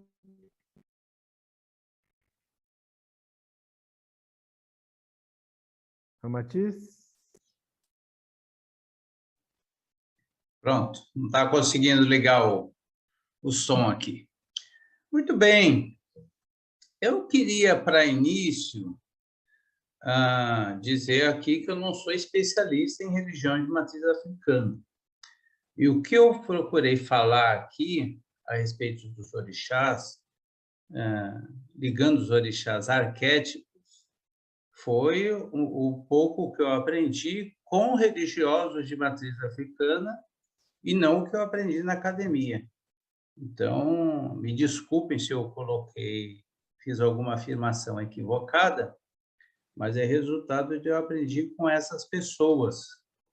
Pode ser que eu tenha tido algumas afirmações equivocadas aqui, que foram oportunamente corrigidas pelo pai Carlão, mas dizendo que isso aqui, que essas afirmações não são resultados de aprendizado em livros acadêmicos, são resultados das minhas vivências com os religiosos e religiosas de matriz africana, tanto no meu estado de origem, no Rio Grande do Sul, que muita gente não sabe, tem uma presença muito grande de religiões de matriz africana, quanto em São Paulo. Então, nesse sentido que eu queria explicar aqui, explicitar e escurecer. O Adriano, ele coloca aqui a questão das políticas públicas como resultado do movimento negro, e eu quero dizer que eu concordo plenamente. Todas as políticas públicas colocadas em prática pelo Estado brasileiro são resultado da pressão do movimento negro, dos movimentos sociais em geral. Em 2002, o povo brasileiro teve um grande avanço que foi capaz de eleger um presidente da República profundamente comprometido com os mais pobres, profundamente comprometido com os trabalhadores e profundamente comprometido com negros e negras, e que atendeu essas demandas do movimento negro, do movimento social, demandas que existem, algumas há 60, 70 anos, e colocou em prática, a partir da Lei 10.639, a partir das cotas, a partir da titulação de terras quilombos, a partir da aprovação do Estatuto da Igualdade Racial, da nomeação de ministros e ministras negras, enfim, a série de iniciativas que teve aquele governo, complementadas, algumas delas, com o governo da Dilma Rousseff. Então, foi muito importante, com certeza, ter eleito um presidente e depois uma presidenta que atendeu parte dessas reivindicações históricas do movimento negro, e com certeza as políticas públicas implementadas são resultado dessa movimentação histórica. E é necessário que se diga, nós estamos em casa, que políticas públicas essas insuficientes, porque precisamos avançar muito mais. E esperamos, certamente, que esse governo genocida acabe e que Lula volte ao poder para continuar e ampliar a implementação dessas políticas públicas. Pelo menos essa é a minha esperança, a minha opinião. O Adriano fala ainda da questão da mídia, como a mídia tem se comportado hoje, e falando sobre a questão racial. E é curioso, desde o caso do George Floyd lá nos Estados Unidos, a mídia internacional, e particularmente a mídia brasileira, tem dado muito espaço para a discussão da questão racial. Eu fico impressionado hoje como a Globo e outras televisões estão colocando jornalistas negros, estão colocando negros em posição de destaque, em debate, discutindo a questão racial. E para os incautos, isso pode parecer um avanço extraordinário. É bom no que diz respeito à visibilidade, mas precisamos sempre ficar muito esperto que a mídia tem os seus projetos, seus objetivos, e a mídia não deixou de ser racista. Ela descobriu apenas que nós somos um grande mercado consumidor e que, portanto, investe, abre espaço para esse mercado, que negros consomem, né? 55% de uma população de 210 milhões, é um mercado consumidor considerável.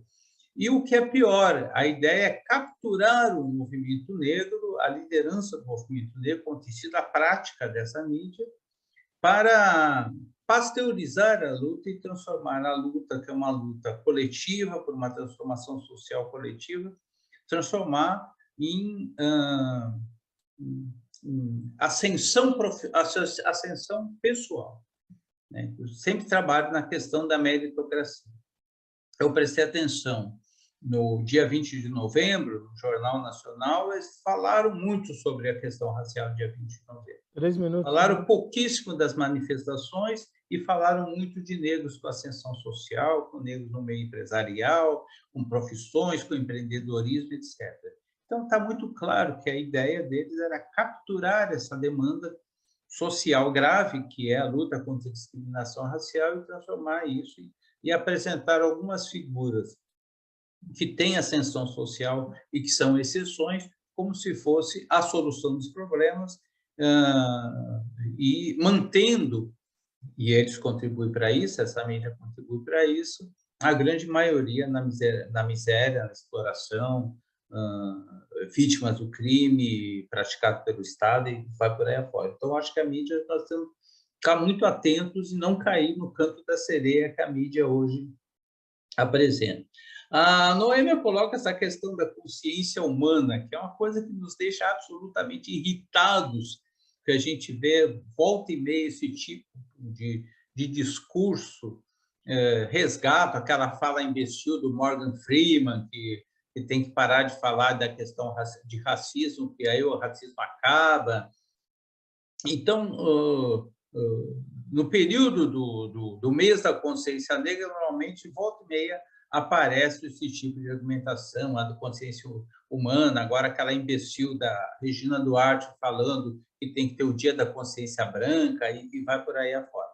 Na verdade, em resumo, essas manifestações são manifestações racistas. São os racistas de sempre que não aceitam que nós sejamos capazes de nos insurgir contra o racismo diário de 365 dias que eles praticam contra nós. E aí vem com esse tipo de discussão, tentando passar a ideia de pluralidade, de defesa da igualdade, que, na verdade, eles defendem a desigualdade, defendem essa discriminação. Então, eu acho que tem que ser dado o nome para essa gente, são racistas, por mais que tente fazer um discurso bonitinho. O João Paulo, ele fala o que fazer na educação, né, enquanto educadores, para lutarmos e vencermos a discriminação contra os negros. Olha, esse eu acho que é a grande pergunta e aquilo que a gente procura estar respondendo coletivamente aqui em outros espaços, né? Eu acho que acredito que é aquilo que nós estamos fazendo, que é muito difícil, que é a construção, que é o despertar da consciência racial nos meninos e meninas, né? Através da educação, educando a sociedade através dos movimentos sociais, valorizando a nossa cultura ancestral, na religiosidade e outras manifestações culturais, apontando uma perspectiva para frente e compreendendo. E aí uma posição que eu tenho, que a questão racial no Brasil, ela não é uma questão identitária puramente, e que essa é um outro canto da sereia que a mídia tenta nos colocar, e tem até gente boa que cai nesse canto. A questão racial no Brasil é uma questão de classes. Nós somos 55% da população. A totalidade da classe dominante no Brasil é branca. A grande maioria da classe média é branca. E a grande maioria dos trabalhadores e trabalhadoras são negros, aqueles que produzem a riqueza e que é apropriada pela classe dominante são negros. Portanto, quando se discute a questão racial no Brasil, está se discutindo a questão de classes. E quando se discute a questão de classes, tem que se discutir a questão racial. Portanto, eu acho que nós já avançamos bastante no campo da esquerda, no movimento sindical, num discurso que a gente ouvia 30, 40 anos atrás, que a luta contra a discriminação racial iria dividir a classe trabalhadora e, quando chegasse o socialismo, tudo se resolveria. Isso nós já avançamos bastante no movimento sindical e bastante na esquerda. Agora, tem algo que nós não avançamos, que ainda é muito presente no movimento negro, a ideia é que a luta contra a discriminação é uma luta identitária e que tanto faz o ser um negro de direita ou um negro de esquerda, tanto faz um negro participar de um partido de direita ou um partido de esquerda, porque todos são racistas e aí não temos que buscar nosso espaço de qualquer jeito. Eu discordo totalmente disso. Eu acho que a nossa luta é no campo da esquerda. É impossível que no campo da direita tenha qualquer perspectiva de luta. Eles têm a proposta de ascensão social, de pegar um indivíduo e guindar esse indivíduo, né? Subir esse indivíduo para justificar e legitimar a exclusão da grande maioria. Nós tivemos na maior e mais rica cidade do país. Estou terminando, Marcelo. Maior e mais rica cidade do país, que é São Paulo, nós tivemos um prefeito negro. O que mudou para a realidade da população negra tendo aquele prefeito negro, que foi o Pita? Não mudou absolutamente nada, porque era um prefeito negro de direita, inimigo, portanto, dos trabalhadores, portanto, inimigo dos negros. Só melhorou a vida para ele, virou prefeito. Então, acho que é necessário que se tenha compreensão que a luta contra a discriminação racial é dentro do campo da esquerda. E é isso que eu acho que deve ser o nosso caminho. Por fim, agradecer pelo convite, dizer que estamos à disposição, foi muito bom contribuir nesse debate e vamos seguir de frente. Grande axé, muito obrigado a todas e todos. Obrigado, companheiro Ramatiz. Vamos passar, então, para a gente já indo para as nossas conclusões após a fala do Pai Carlão. Por favor, Pai Carlão, 10 minutos, lhe aviso com 7.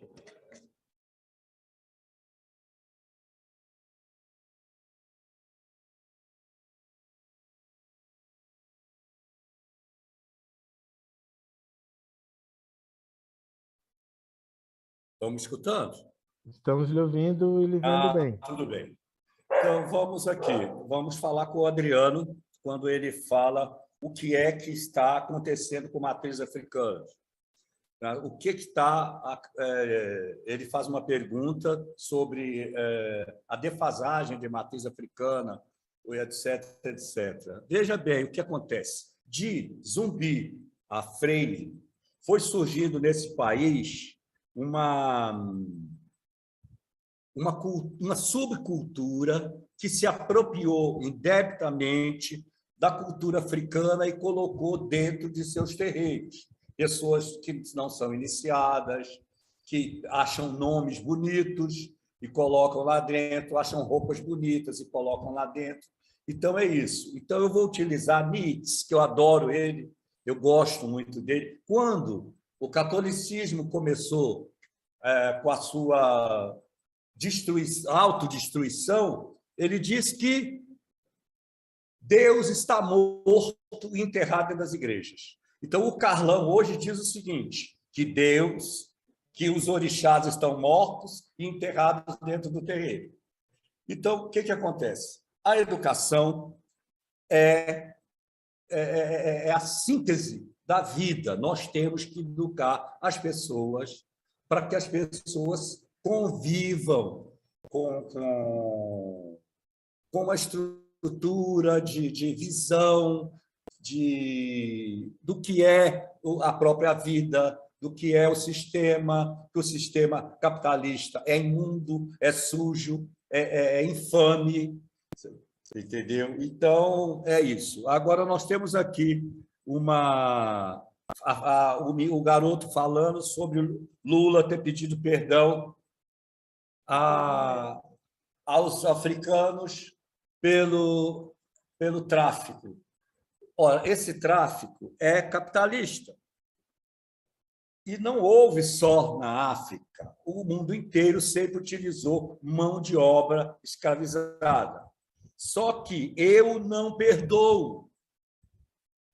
Eu quero vingança. Eu não quero perdoar ao capital, eu quero vingar do capital.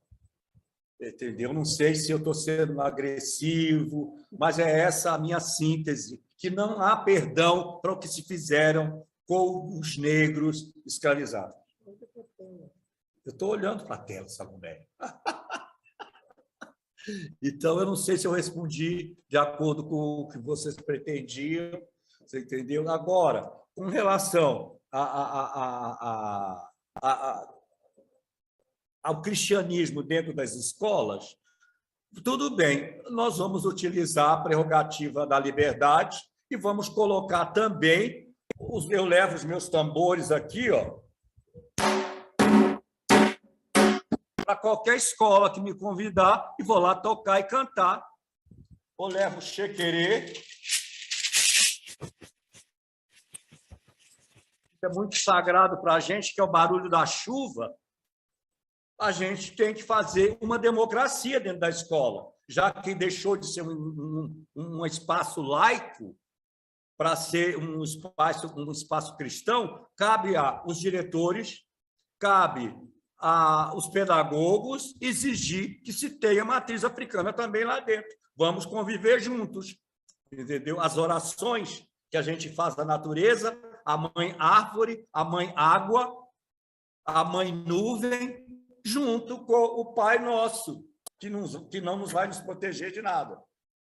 Não sei se eu fui objetivo, como vocês queriam ou gostariam, mas estou disposto e quero agradecer sempre que vocês me convidarem. Eu vou estar presente, vou estar aonde for e da forma que for, mas é como eu digo, a luta nossa é contra o capital. O capital está assassinando, principalmente o capital do tráfico, que aqui no meu bairro só tem negrinhos vendendo e os brancos lá na Praia da Costa fazendo tráfico.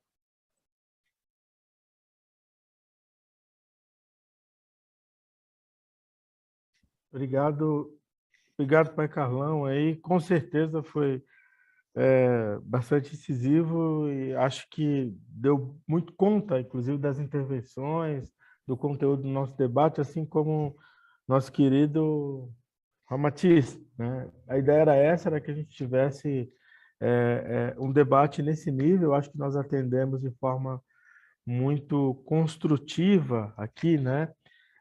Antes de passar para os finalmente aqui para os nossos dois secretários, aí para já ir concluindo, nós estamos aí já com 1h40 de webinário, né? Aqui nesta abertura, na verdade, do terceiro webinário. Agradecer também aqui a nossa equipe técnica, a companheira Beth da Luz, que é quem administra a nossa plataforma, nos proporciona fazer esse debate aqui, nos garantindo também a qualidade técnica aqui da nossa discussão.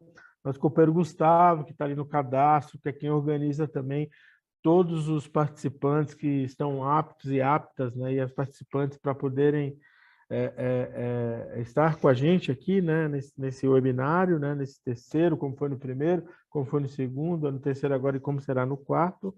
Nosso companheiro Evani, que está aqui também com a gente, a nossa jornalista, que também contribuiu bastante fazendo a divulgação, cuidando das redes sociais, enfim, cada um e cada uma tem um papel nessa construção, para além dos nossos secretários, para além da pasta, para além da nossa direção, para além do nosso coletivo da Secretaria Racial, para além de todos e todas e todos participantes aqui da nossa atividade, porque a gente sabe que é um esforço, temos atividades ao longo do dia, outros debates, é um mês intenso de debate com relação a isso, como a própria Noêmia disse, não é o mês, não é o dia, mas sim a causa, né? Portanto, é um debate interessante, mas todo mundo sabe aqui o esforço que é necessário para que a gente dê conta de participar, de contribuir, de refletir sobre essa discussão. Então, eu passo aqui para o companheiro Adriano para fazer aqui também as suas considerações para que a gente vá para o fechamento aqui da nossa atividade e, em seguida, com a nossa querida Salomé. Adriano, até 5 minutos, querido. Quero resumir uma palavra gratidão a tudo que nós vivenciamos aqui nesse espaço de formação. Estou muito grato de estar participando, de poder participar do planejamento desse espaço, dos companheiros e companheiras da comunicação, o companheiro Marcelo, o companheiro Rafael, o companheiro Manuel, né, de formação também. O companheiro Cristovan, que já mencionamos aqui, e no nome dele, todos os nossos companheiros da diretoria do Sindiupes, né, a companheira Salomé de Sá, com quem tenho aprendido muito, compartilhado muito, todos os nossos companheiros e companheiras do coletivo Africanidade de Combate ao Racismo do Sindiupes, nossos companheiros e companheiras LGBTs também aqui presentes na luta, nossa luta também pelos companheiros e companheiras LGBTQIAP+, negros e negras, as mulheres negras, e dizer da minha satisfação de podermos juntos construirmos esse espaço de reflexão, de provocação e de construção coletiva de uma formação que seja democrática, de uma formação continuada para tratar das nossas questões, das questões que nós vivenciamos nas escolas. Infelizmente, hoje, a formação continuada dos nossos trabalhadores e trabalhadoras da educação está muito atravessada pela visão empresarial dos grandes grupos financeiros, do Paulo Lema, dos bancos que estão atuando no ambiente educacional. Dizer que essas formações elas são muito parciais e nós precisamos sempre furar a bolha e construir coletivamente nossas alternativas de formação que atendam às nossas necessidades.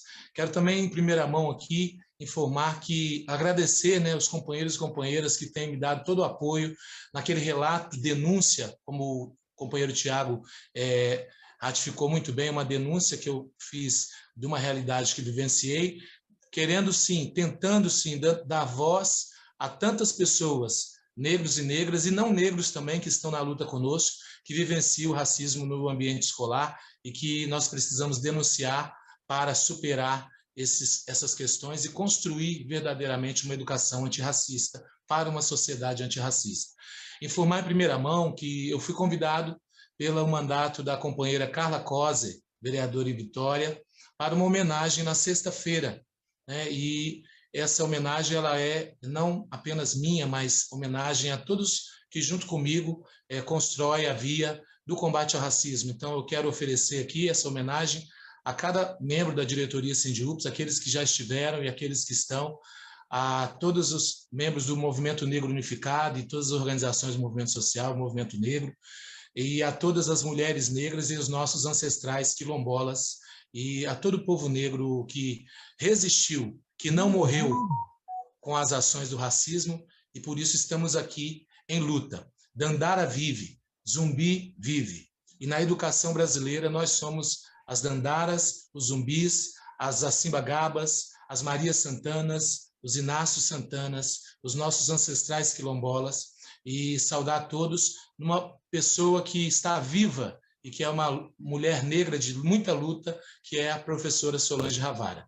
Agradecer e agradecer mais uma vez. Obrigado, Adriano. Belas palavras. Também quero aqui saudar a nossa querida Solange Ravara, companheira de de luta aí de tantos anos, uma das fundadoras dessa entidade, né? SINDIUPS, né? Contribuiu de várias formas e continua contribuindo de maneira exemplar na nossa organização e sempre ativa e sempre incisiva também nas suas considerações. Vou passar então aqui para a nossa querida, por última, porém não menos importante, né? Nossa querida Salomé, nossa secretária da pasta aqui racial, para dar também aqui o nosso tom aqui do webinário aqui dessa finaleira, por assim dizendo, né? E encerrar a nossa atividade aqui em grande estilo, Companheira Salomé, que de resto já parabenizo os dois aí, todos e todas que estão aqui, agradecer a oportunidade de poder ter mediado esse debate, agradecer ao pai Carlão, agradecer a toda a equipe técnica, agradecer ao Ramatiz aí por ter atendido prontamente, como sempre, ao nosso pedido, sempre um querido, tá certo? Salomé, depois da Salomé, encerramos aqui os nossos trabalhos, tá certo? Salomé, querida? Primeiramente, quero agradecer a você, Marcelo, pelo carinho, né? pela forma de se colocar, de nos ensinar. Eu sempre agradeço, né? Desse formato que você tem de trabalho. Quero dizer a todas as minhas amigas, a todos os meus amigos educadores nesse momento, que esse momento traz Zumbi dos Palmares como resistência a Freire, né? A gente acredita numa educação com liberdade, uma educação onde o professor possa, de fato, planejar as suas aulas e trabalhar os seus conteúdos de uma forma com autonomia. Nós acreditamos nessa educação, que é a educação de Freire, a educação da resistência e da autonomia, né? E falando da autonomia e da resistência, a gente vai estar falando de cultura, né? E falar de cultura e pensar a educação africana, a educação afro-brasileira no todo, é pensar que nós temos o compromisso, enquanto educadores, experimentadores e pesquisadores, né, de manter o currículo e garantir a Lei 10.639, né, de uma forma que a gente garanta, não só no nosso Estado, mas que se garanta a cultura brasileira, né, de todos os saberes africanos que construímos ao longo de nossa resistência, que não são poucos anos, né? A gente compreende que é um período longo de Zumbi dos Palmares a Paulo Freire. E vou encerrando a minha fala agradecendo novamente ao meu companheiro Cristóvão, a qual eu tenho um profundo carinho, né? E acredito que essa base também, a educação que está presente nesse momento, tenha o mesmo carinho e me coloca à disposição, enquanto professora, educadora da Rede Municipal de Cariacica, a qual eu tenho o maior carinho, me coloca à disposição para estar em qualquer parte desse estado, para a gente estar fazendo um diálogo pela diversidade, pela questão étnica, né? Eu estou aberta para esse diálogo, me coloco enquanto SINDIUPS, enquanto professor. Agradeço a toda a diretoria do sindicato, em especial ao meu companheiro Paulo Teixeira, velho comunista, né? A nossa companheira Solange Ravara, a qual tenho um maior e profundo carinho, né? Agradeço e encerro a minha fala assim. Agradeço também aos nossos expositores, né? Que é pai Carlão, né? E Ramatias. Ramatias, a gente aprende no dia a dia, a gente aprende com a vida, a gente aprende muito. E você nos trouxe, certamente, muitas implicações para que a gente leve para a vida e que a gente repense, né, todo o nosso compromisso também. E pai Carlão é um furacão, mas a toda a nossa ancestralidade eu agradeço. Obrigado, querida Salomé. Lembrando que esse foi a realização do nosso terceiro webinário, teremos o quarto. Para encerrar aqui, evidentemente, Zumbi vive, Dandara vive, assim como a gente vive e resiste. Um abraço, ainda que virtual, um beijo no coração de todas, de todos e todes. Uma boa noite e vamos continuar com as nossas atividades, seja de maneira virtual, seja na rua, seja nos espaços que a gente atua. Ramatiz, pai Carlão, muito obrigado pela participação, muito obrigado pela disposição. Espero poder contar com figuras com esta qualificação, com este conteúdo, sempre nos debates que a gente proporcionar, não só nessa área temática, mas em todas as outras, porque estamos falando aqui de políticas sociais, de políticas públicas e de inserção e de resistência, que é muito importante no momento que nós vivemos aí conjuntural. Um forte abraço, fiquem todos e todas aí bem queridos, cuidados, continue usando máscara, fora Bolsonaro, vacina para todos, dose de reforço, e vamos que vamos, e o Sindiúpes também vive, resiste e sempre continuará assim. Um abraço, tchau, gente. Obrigado. Parabéns.